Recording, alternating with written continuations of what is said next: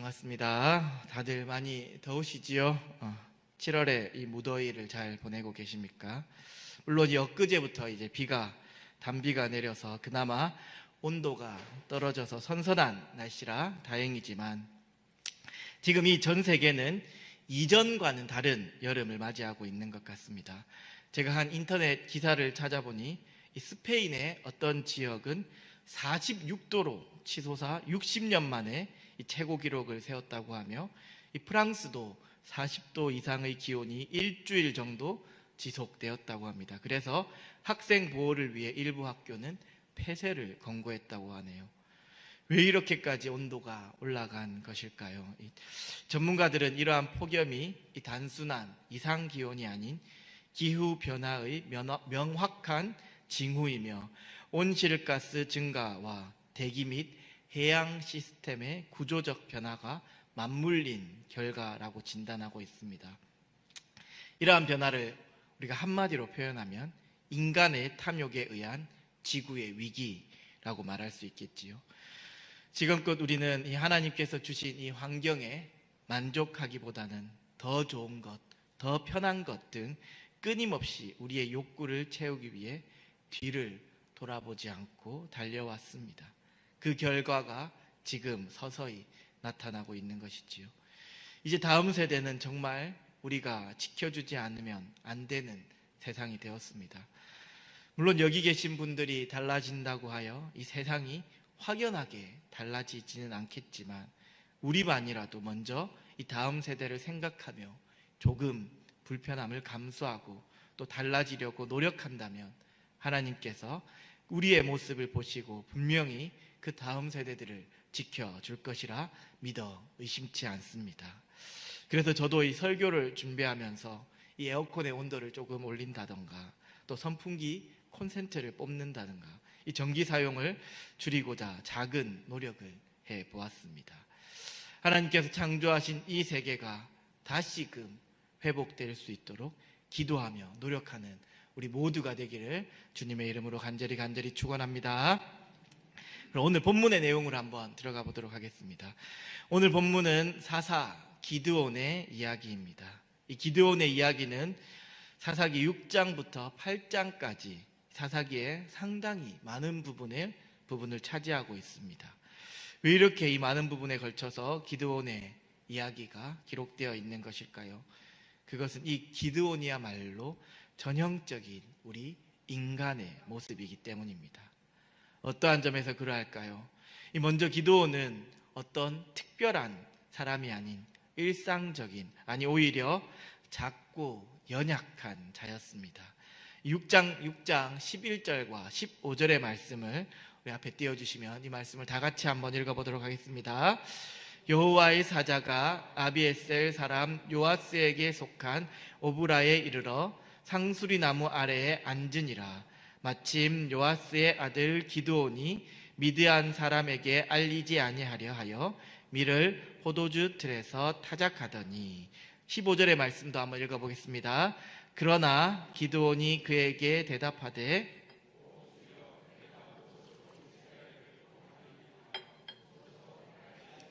므낫세 중에 극히 약하고 나는 내 아버지 집에서 가장 작은 자니이다 하니, 이 기드온이 처음 등장하는 이 11절에서 기드온은 포도주 틀에서 밀을 타작하고 있었다라고 나옵니다.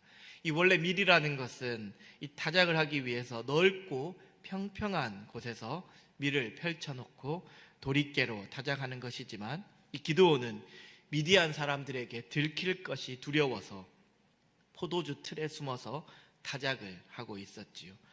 그때 여호와의 사자가 나타나 기드온에게 이렇게 말합니다. 큰 용사여, 여호와께서 너와 함께 계시도다.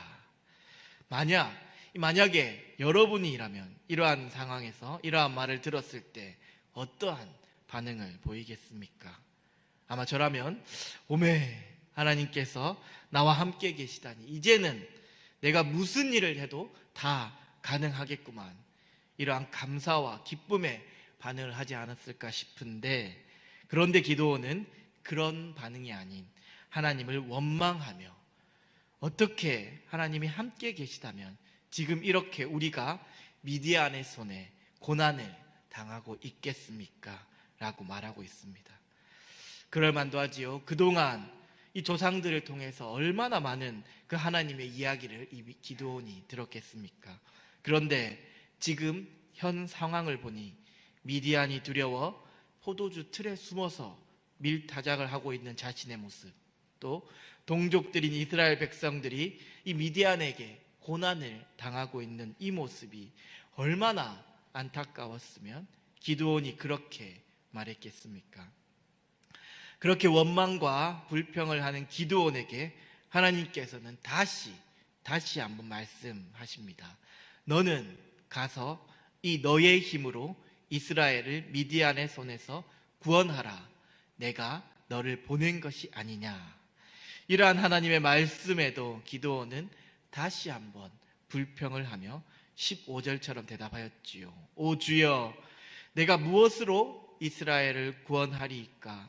보소서, 나의 집은 므낫세 중에 극히 약하고 나는 내 아버지 집에서 가장 작은 자니이다. 사실 이 기드온의 말이 틀린 말이 하나도 없지요. 그렇지 않습니까? 어찌 하나님께서 함께 하신다면 이스라엘 백성들을 버리시고 미디안의 손에 고난을 당하게 하시며, 또 어찌 나와 같이 약하고 가장 작은 자를 사용하여 이스라엘을 구원하신단 말입니까? 그런데 이 말은 틀린 말은 아니지만 하나님을 믿는 자로서 맞는 말도 아니지요. 그리고 이 이스라엘 백성들이 버림을 받은 것이 누구의 잘못인지를 모르고 했던 말이었습니다. 이러한 기드온의 모습을 보고 또 우리의 모습을 보니 어떠하십니까? 이 기드온이 바로 우리의 모습과 너무나 닮아 있는 것을 보지 않습니까? 하나님께서 우리에게 말씀하셨음에도 우리는 온전히 믿지 못하고 원망하고 불평하고, 하나님께서 함께 하셔서 하나님의 일을 맡기신다고 하셔도 나는 아직 부족합니다. 나는 아직 때가 안 되었습니다. 등등 이 여러 가지 핑계를 대며 하나님의 일을 감당하지 못하고 있는 것이 우리의 모습이지요. 그럼에도 하나님께서는 여전히 참으시고 우리가 하나님의 일을 담당하기를 기다리고 계십니다. 그리고 이렇게 말씀하시지요. 내가 반드시 너와 함께 할 것이다. 이 시간 하나님의 이 음성, 내가 반드시 너와 함께 할 것이다 라는 이 음성을 듣고 앉아있던 그 자리를 털어버리고 이제는 일어서서 하나님께서 나에게 맡기신 그 많은 일들, 그 작은 일들, 그러한 일들을 넉넉히 감당하는 우리 모두가 되기를 간절히 소망합니다. 그렇다면 왜 하나님께서는 이 어리석고 연약하고 부족한 기드온을 사용하고자 하시는 것일까요? 그것은 이 연약한 자를 들어 쓰심으로 그 일이 인간의 능력이 아닌 하나님의 능력임을 보여주시기 위함입니다. 즉 기드온을 통해 이루어진 그 역사가 기드온의 능력이 아닌 하나님의 역사임을 드러내기 위함이지요. 이것은 이 사도 바울의 고백에서도 똑같이 드러나고 있습니다. 고린도전서 1장 27절에서 29절의 말씀을 우리 다 같이 한번 앞에 띄워주시고요. 다 같이 한번 읽어보도록 하겠습니다. 그러나 하나님께서 세상에 미련한 것들을 택하사 지혜 있는 자들을 부끄럽게 하려 하시고 세상에 약한 것들을 택하사 강한 것들을 부끄럽게 하려 하시며 하나님께서 세상에 천한 것들과 멸시받는 것들과 없는 것들을 택하사 있는 것들을 폐하려 하시나니 이는 아무 육체도 하나님 앞에서 자랑하지 못하게 하려 하심이라. 아멘. 하나님께서는 이 세상에 미련하고 약하고 천하고 멸시받는 것들을 택하셔서 사용하시는데 그 이유가 바로 아무 육체도 하나님 앞에 자랑하지 못하게 하기 위함이라고 말씀하십니다. 그래서 우리가 발음 아닌 바로 제가 하나님께 쓰임을 받을 수 있는 것입니다. 지금도 나의 모습을 보면 어떻게 하나님의 일을 감당할까? 어떻게 목회를 할 수 있을까? 이렇게 게으르고 나태하며 기드온처럼 숨고 싶어 하고 또 불순종하는 내가 어떻게 하나님의 이 일을 감당할 수 있을까 싶지만, 이러한 저를 통해 하나님께서는 인간의 능력이 아닌 하나님의 능력으로 이 일을 이루어지는 것임을 보여주고 있는 것입니다. 그렇기 때문에 어느 누구도 내가 하나님께 어떻게 쓰임을 받을까 걱정하거나 염려할 필요가 없습니다. 하나님께서는 인간의 능력을 보고 사용하시는 것이 아닌 오직 하나님의 능력이 드러나기를 바라시며 인간을 사용하시기 때문입니다. 이 시간 나의 부족함, 나의 연약함들이 다 있지요. 그러한 부족하고 연약함을 먼저 하나님 앞에 인정하고, 하나님께서는 이렇게 부족하고 연약한 나를 사용하셔서 하나님의 나라를 세워가심으로 하나님의 그 능력을 드러내셔서 많은 사람들에게 복음을 전하시기에 그 일에 감사하며 하나님께 쓰임을 받는 우리 모두가 되기를 주님의 이름으로 간절히 축원합니다. 이렇게 기도원의 부족함에도 하나님께서는 그를 인도하셔서 미디안과의 전쟁으로 이끌어 가십니다. 아마 이처럼 세세하게 말씀으로 인도함을 받은 사람은 없었을 정도로 하나님께서는 기드온에게 계속 말씀하십니다. 그리고 정말 말도 안 되는 그 인원 300명을 데리고 전쟁에 임합니다. 그런데 그 전쟁도 무기나 병거를 사용하는 것이 아닌 나팔과 횃불이 들어있는 빈 항아리를 들고 적진으로 들어갈 것을 명하시지요. 만약 여러분이라면 이러한 하나님의 말씀에 순순히 순종할 수 있겠습니까? 아마 쉽지 않겠지요. 그런데 이 기드온은 계속 하나님께 그 표징을 구하며 하나님의 말씀에 확증을 받았기에 하나님의 이 말씀에 순종할 수 있었던 것입니다. 물론 확증을 받지 않아도 하나님의 말씀에 순종하는 것이 진정한 믿음이겠지요. 하지만 하나님께서는 이 기드온의 성정을 잘 알고 계셨기에 이처럼 확증을 보이시며 한 걸음씩 하나님의 길로 인도하셨던 것입니다. 그리고 드디어 이 기드온은 300명을 데리고 적진으로 들어가는데, 가면서 이 군사들에게 이렇게 말합니다. 너희는 나만 보고 내가 하는 대로 하되 내가 그 진영 근처에 이르러서 내가 하는 대로 너희도 그리하라. 기드온은 이 전쟁의 방법을 하나님께 들은 그대로 행하고자 하였고, 그것을 군사들에게도 명령한 것입니다. 이것이 바로 하나님의 군대가 전쟁을 하는 방법이지요. 그리고 이 전쟁이 바로 여호와를 위한 전쟁이 되는 것입니다. 지금 우리가 살아가는 삶, 이 가운데에서 우리도 역시 전쟁을 하고 있습니다. 그 전쟁은 바로 영적 전쟁, 이 사단과의 전쟁이지요. 많은 사람들은 잘 모르고 있지만 이 세상은 공중권세 잡은 자, 즉 사단의 지배를 받고 있습니다. 죄의 노예, 물질의 노예, 또 탐욕과 탐심에 사로잡히게 만들어 모든 사람을 다 지옥의 길로 데려가고 있습니다. 그렇다면 이 전쟁에서 어떻게 우리가 승리할 수 있을까요? 오늘 이 기드온이 미디안과 전쟁을 벌이는 것처럼 사단과의 전쟁 또한 사실 인간적인 시선으로는 승리가 불가능한 전쟁입니다. 하지만 하나님께서는 미디안과의 전쟁에서 승리를 이미 말씀하셨고 기드온을 사용하셔서 그 전쟁을 승리케 하셨습니다. 물론 이 승리했다는 이러한 결과도 중요하지만 그 과정이 어떠한지가 더 중요하겠지요. 기드온이 승리하게 된 결정적 요인은 바로 하나님의 말씀에 절대적으로 순종했다라는 것입니다.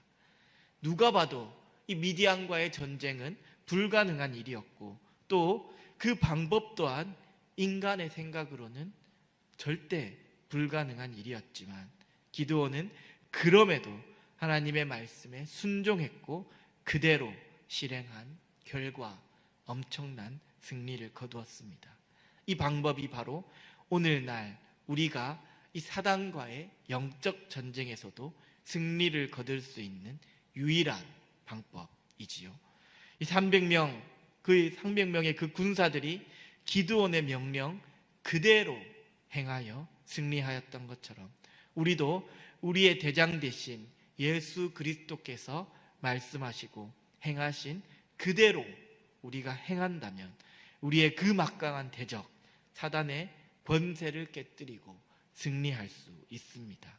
그것을 예수님께서도 이미 우리에게 보여주셨지요.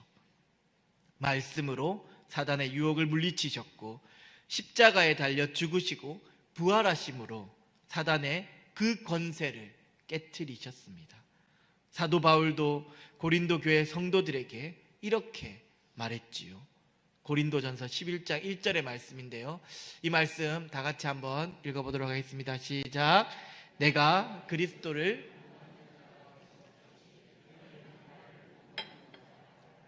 아멘. 그렇습니다. 우리가 승리할 수 있는 그 방법은 내 힘과 능력을 내려놓고 하나님의 말씀에 순종하며 예수 그리스도를 본받아 행하는 것입니다.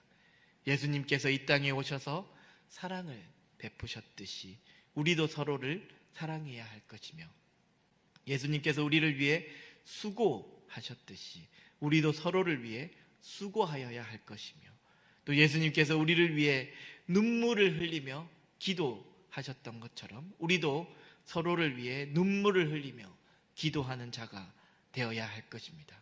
그리고 마침내 예수님께서 우리를 위하여 당신의 생명까지도 아낌없이 내어주셨던 것처럼 우리도 서로를 위해 자신의 그 생명을 기꺼이 희생할 수 있어야 할 것입니다.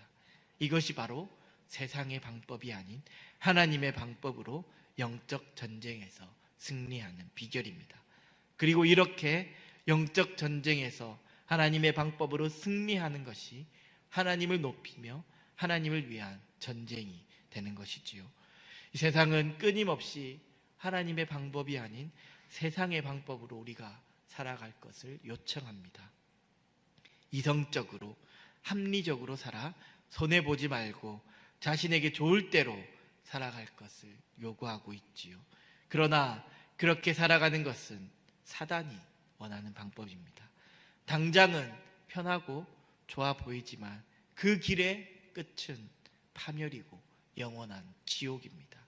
조금 불편해도 아니 이 기드온의 전쟁처럼 정말 말도 안 되는 일일지라도 하나님의 말씀에 순종하며 하나님의 방법을 따름으로 눈에 보이지 않는 이 영적 전쟁에서 승리하고 하나님께 영광을 돌리는 우리 광양중앙교회 성도님들이 되시기를 주님의 이름으로 간절히 축원합니다.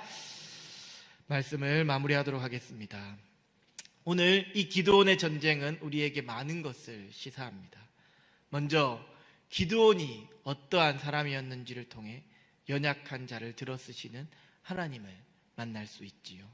미디안이 무서워서 포도주 틀에 숨어서 밀타작을 했던 그 기드온, 하나님께서 말씀하실 때 원망하고 불평하며 자신의 연약함을 토로했던 그 기드온, 그리고 하나님께 끊임없이 표징을 요구했던 기드온, 그럼에도 하나님께서는 이 기드온을 들어 쓰셔서 강력한 미디안의 군대와의 전쟁에서 승리케 하셨고 이스라엘을 구원하셨습니다.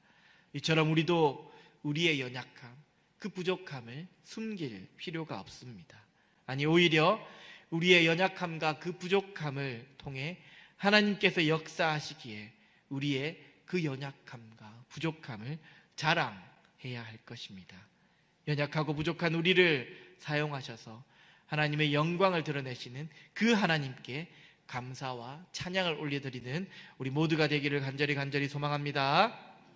다음으로 이 미디안과의 전쟁 방법은 인간의 방법이 아닌 하나님의 방법으로 승리했음을 알 수 있었습니다. 이 미디안의 군대는 13만 5천 명이었다고 합니다. 그리고 기드온의 용사는 몇 명이었나요? 고작 300명이었지요. 인간적인 생각으로는 도저히 승리할 수 없는 전쟁이었습니다. 그리고 그 방법 또한 정말 말도 안 되는 방법이었지요. 칼과 창, 무기와 병거가 아닌 오직 나팔과 햇불이 든 빈 항아리를 들고 전쟁에 임하였습니다. 그런데 이 기드온에게는 아주 강력한 무기가 있었습니다. 그것은 바로 하나님, 그 하나님의 말씀이 그에게 있었던 것이지요. 그리고 그 말씀에 순종하여 기드온은 엄청난 승리를 거두었습니다. 지금 우리가 살아가는 이 세상도 눈에 보이지 않는 사단과의 그 영적 전쟁 한가운데 정말 한복판에 있습니다. 그리고 이 전쟁 또한 인간적인 방법으로, 이성적이란 합리적인 이러한 인간적인 방법으로는 절대 이길 수 없는 전쟁이지요. 하지만 우리에게도 무엇이 있습니까? 우리에게도 기드온과 같은 이 강력한 무기, 하나님의 말씀이 있습니다. 그리고 예수 그리스도께서 이미 그 사단과의 전쟁에서 이기시고 우리에게 그 삶을 보여주셨지요. 사단과의 그 전쟁에서 이미 승리하신 예수 그리스도의 그 삶을 본받아 하나님의 말씀에 순종하며 서로를 사랑하고 서로를 위해 수고하며 죽음도 두려워하지 않는 주님의 군사가 되어 악한 이 세상에서 권세를 잡고 있는 그 사단과의 영적 전쟁에서 승리하고 하나님께 영광을 돌리는 우리 광양중앙교회 성도님들이 되시기를 주님의 이름으로 간절히 축원합니다. 이 시간 다 같이 기도드리겠습니다.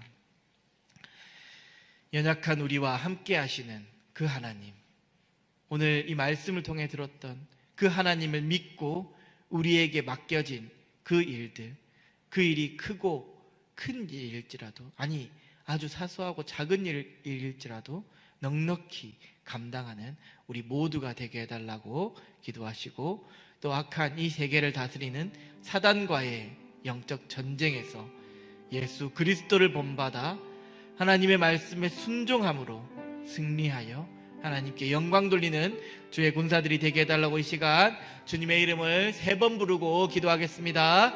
주여, 주여, 주님